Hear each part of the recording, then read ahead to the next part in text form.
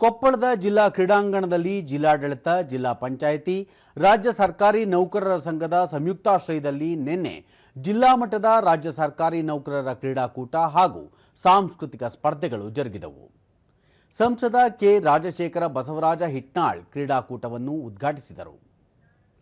ಬಳಿಕ ವಿಧಾನ ಪರಿಷತ್ ಸದಸ್ಯೆ ಹೇಮಲತಾ ನಾಯಕ್ ಧ್ವಜಾರೋಹಣ ನೆರವೇರಿಸಿ ಕ್ರೀಡಾ ಜ್ಯೋತಿಗೆ ಚಾಲನೆ ನೀಡಿದರು. ನಂತರ ಪ್ರತಿಜ್ಞಾವಿಧಿ ಬೋಧಿಸಲಾಯಿತು. ಇದೇ ವೇಳೆ ವಿವಿಧ ಕ್ಷೇತ್ರಗಳ ಸಾಧಕರನ್ನು ಸನ್ಮಾನಿಸಲಾಯಿತು. 2 ದಿನ ನಡೆದ ಈ ಕ್ರೀಡಾಕೂಟದಲ್ಲಿ kabaddi, volleyball, table tennis, carrom, chess, cricket, ball badminton ಸೇರಿದಂತೆ ಇತರೆ ಹಲವು ಕ್ರೀಡೆಗಳ ಜೊತೆಗೆ ವಿವಿಧ ಸಾಂಸ್ಕೃತಿಕ ಕಾರ್ಯಕ್ರಮಗಳು ಜರುಗಿದವು. ಅದರಲ್ಲೂ ವಿಶೇಷವಾಗಿ ವಿಶೇಷ ಚೇತನರ ಕಬಡ್ಡಿ ಓಟದ ಸ್ಪರ್ಧೆಗಳು ಎಲ್ಲರ ಗಮನ ಸೆಳೆದವು.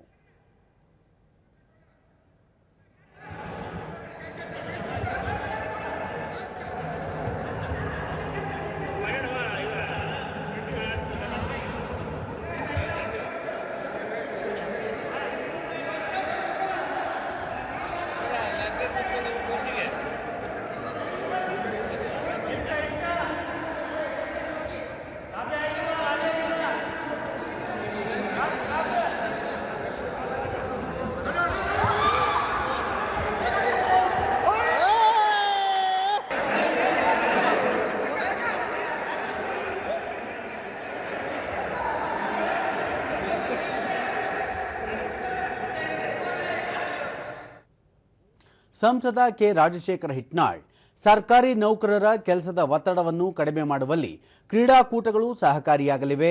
ಜೊತೆಗೆ ನೌಕರರಲ್ಲಿ ಪರಸ್ಪರ ಸ್ನೇಹ, ಪ್ರೀತಿ ಹಾಗೂ ಆತ್ಮೀಯತೆ ಬೆಳೆಯುತ್ತದೆ ಎಂದು ತಿಳಿಸಿದರು. ಕ್ರೀಡೆ ಬಹಳ ಅತ್ಯವಶ್ಯಕತೆ. ಒಂದು ಸದೃಢ ದೇಹದಲ್ಲಿ ಸದೃಢ ಮನಸ್ಸು ಇರುತ್ತೆ ಅಂತ ಮಾತನ್ನು ಕೂಡ ಹೇಳ್ತಾರೆ ವಿವೇಕಾನಂದರು.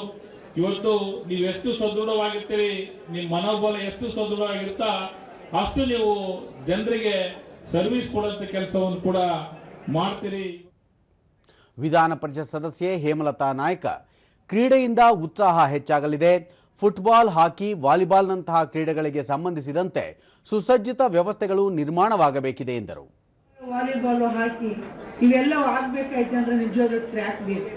ಇಂಡೋರ್ ಗೇಮ್ ಇದೆ, ಶಟ್ಲ್ ಕಾಕ್ ಅದೆಲ್ಲ, ಬಟ್ ಇನ್ನೂ ಒಂದು ಹೆಚ್ಚಿನ ಒಂದು ಕ್ರೀಡೆಗಳನ್ನ ನಾವು ಆಡಬೇಕಾಯ್ತು ಅಂತಂದ್ರೆ ಸ್ವಲ್ಪ ಸುಸಜ್ಜಿತವಾಗಿರ್ತಕ್ಕಂಥ ಒಂದು ಗೇಮ್ ಆಟಾಡ್ತಕ್ಕಂಥ ಟ್ರ್ಯಾಕ್ ಬೇಕಾಗ್ತದೆ.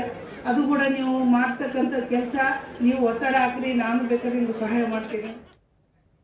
ರಾಜ್ಯ ಸರ್ಕಾರಿ ನೌಕರರ ಸಂಘದ ಕೊಪ್ಪಳ ಜಿಲ್ಲಾಧ್ಯಕ್ಷ ನಾಗರಾಜ್ ಆರ್ ಜುಮ್ಮನ್ನವರ ಕ್ರೀಡೆಯಲ್ಲಿ ಸೋಲು ಗೆಲುವು ಸಾಮಾನ್ಯ, ಆದರೆ ಸ್ಪರ್ಧೆಯಲ್ಲಿ ಭಾಗವಹಿಸುವುದು ಬಹಳ ಮುಖ್ಯ. ಅಚ್ಚುಕಟ್ಟಾಗಿ ಕ್ರೀಡಾಕೂಟವನ್ನು ಆಯೋಜಿಸುವಲ್ಲಿ ದೈಹಿಕ ಶಿಕ್ಷಣ ಶಿಕ್ಷಕರ ಪಾತ್ರ ಹಿರಿದಾಗಿದೆ ಎಂದು ಹೇಳಿದರು. ಕ್ರೀಡೆಗಳಿಗೆ ಏನ್ ಬೇಕು, ಕ್ರೀಡಾಪಟುಗಳಿಗೆ ಏನ್ ಬೇಕು ನಾವು ಚಿಂತನೆ ಮಾಡಿ ಇವತ್ತು ಊಟದ ಜೊತೆಗೆ ಬಾಳೆಹಣ್ಣು ಕೊಡಿಸ್ತಾ ಇದ್ದಾರೆ, ನಾಳೆ ಊಟಗಳಿಗೆ ಪ್ರತಿಯೊಂದು ಎಗ್ಗನ್ನು ಕೊಡಿಸ್ತಾ ಇದ್ದಾರೆ. ಆ ವ್ಯವಸ್ಥೆಯನ್ನು ನಾವೆಲ್ಲ ಈಗಾಗಲೇ ಮಾಡಿಕೊಂಡಿದ್ದೀವಿ. ಈ ರೀತಿಯಾದ ಕ್ರೀಡಾಕೂಟ ಕೊಪ್ಪಳ ಜಿಲ್ಲೆ ನಡೀತಾ ಇದ್ದವು. ನಮ್ಮ ದೈಹಿಕ ಶಿಕ್ಷಕರು ಈಗಾಗಲೇ ಅಚ್ಚುಕಟ್ಟಾಗಿ ವ್ಯವಸ್ಥೆಯನ್ನು ಮಾಡಿಕೊಂಡಿದ್ದಾರೆ.